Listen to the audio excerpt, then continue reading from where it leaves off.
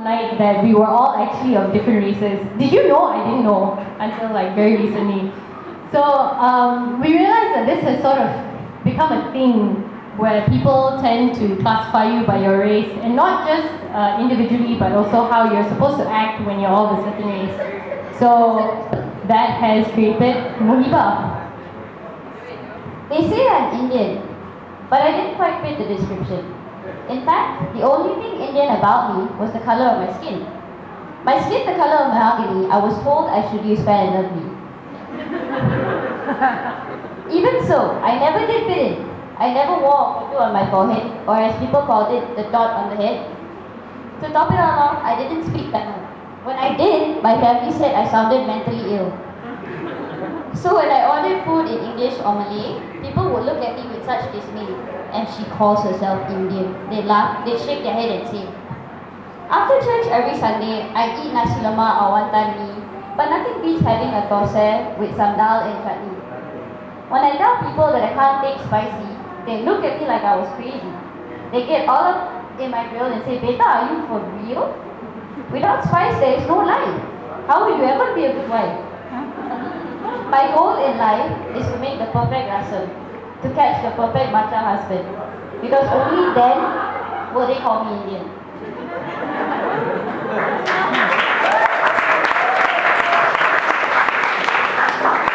So, they say I'm Chinese.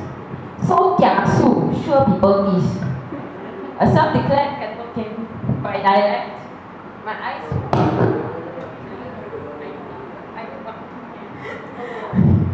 A self-declared Cantonese by dialect, my eyes so sepet, open big, also no effect.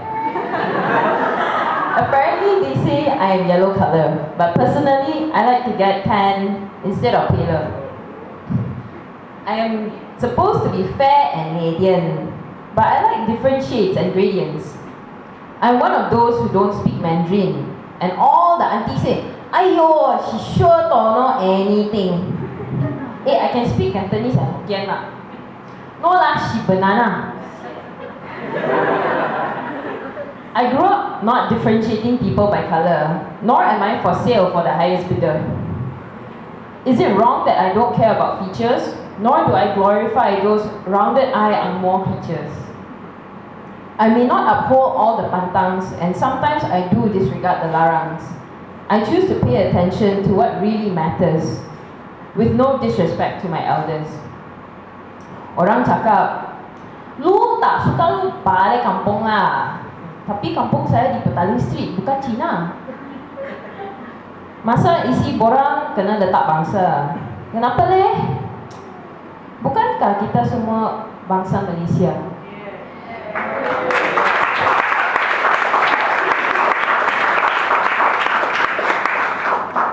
They say I am Malay, but when I go out on the street, I get catcalled Langloi. With my duku langsat skin tone, the shade of your taping, the question I always get is, kau ni Melayu ke tak?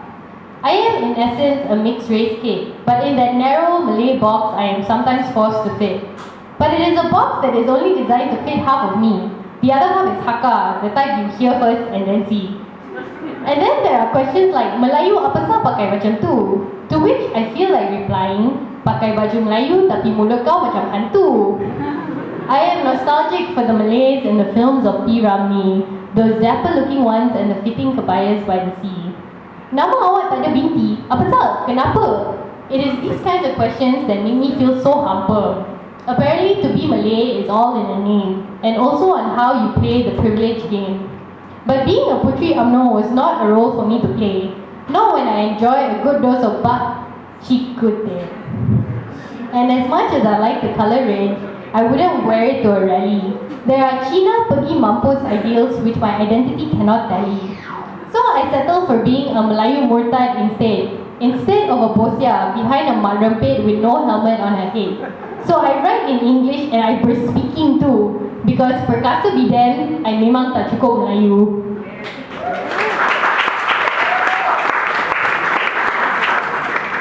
So, in this time and age, with the turning of every page, there are too many issues causing rage. Isn't there anything we can salvage?